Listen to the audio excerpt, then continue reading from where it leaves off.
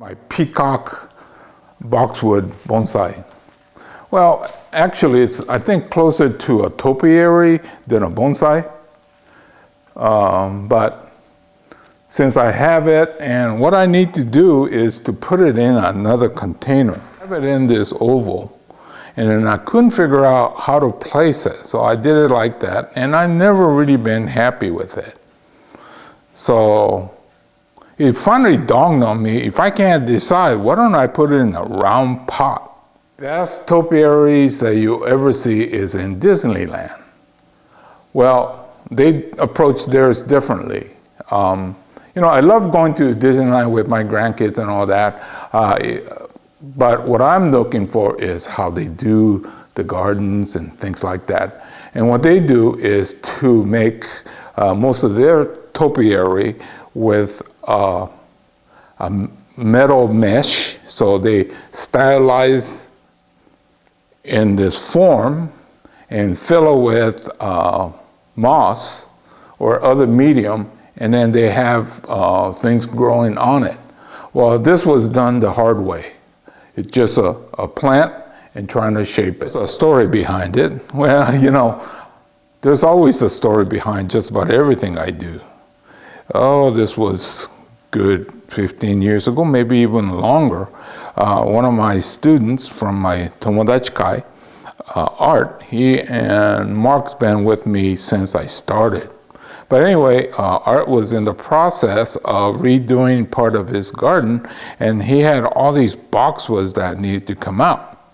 So we went to his house as a group and dug them out. Of course, I didn't need any more trees, or especially boxwood, so I declined, except for this one. It was flat, playing with it, this and that. First, what I did was, I thought it'd be kind of cool to make it into a ping pong paddle and a ball. Well, you can't make it round because it won't grow on the bottom.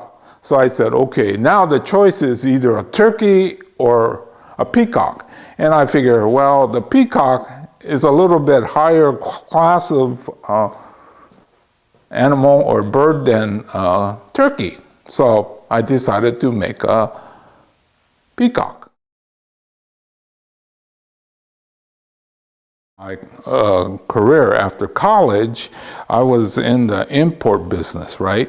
I think I talked about it before. And so this is one of the ceramic pots that I imported from Shigaraki. That's a part of Japan, or the city in Japan that make these larger bonsai pots. Well, unfortunately, not everything comes in undamaged. So I really, really love this pot, but there is a damage. And I had it in storage, and I kept thinking, wait a minute, what am I saving it for? So anyway, that's why I brought it out, and I'm gonna put that peacock in there. You ceramic people, this rough texture is called the pine bark. I really, really liked it. Yep, it needed to be repotted. Look at all this roots that was not doing anything anyway. So I'll go ahead and clean this up and put it in the new pot. So I'm having some difficult time with the head, but I think it's coming along. It needs to come down, and then you gotta have this little thing up on top, I think.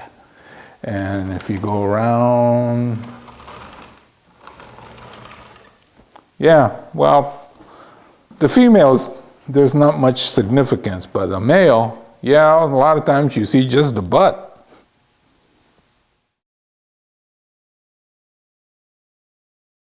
Bonsai is concerned. Remember, I think in previous chapters, I mentioned the fact that there's multiple ways to approach. One is, if you have an idea, you go look for the material that would fit. Or the other way is you have rough material and you have to figure out what's the best solution. Well, this one did not have much of a solution because it was so flat. This was the only thing that was not against the wall. So you know, if you have to make a bonsai out of that, you know, what would it be?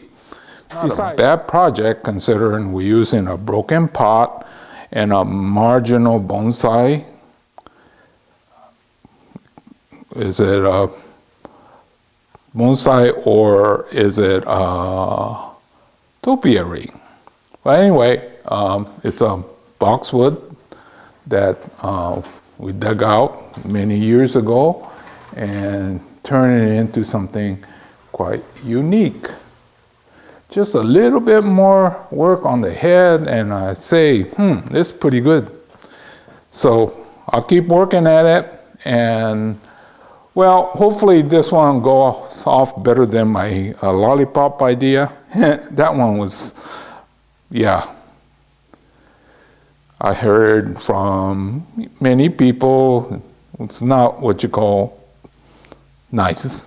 So anyway, this is Hiro saying goodbye, and I'll see you in another chapter, and maybe I will stay a little bit more traditional. But I did have this, and I just came up with this idea. Ooh, go ahead and put it in that pot that I still have from over 40 years ago. Okay. So this is Hiro saying goodbye. I'll see you again in another chapter. And for my buddy that's compulsive, fanatic, give me his insight every time I post, I thank you. And so I dedicate this project to you. See you again, Chuck. Well, I can't see you for a while, but at least we'll communicate.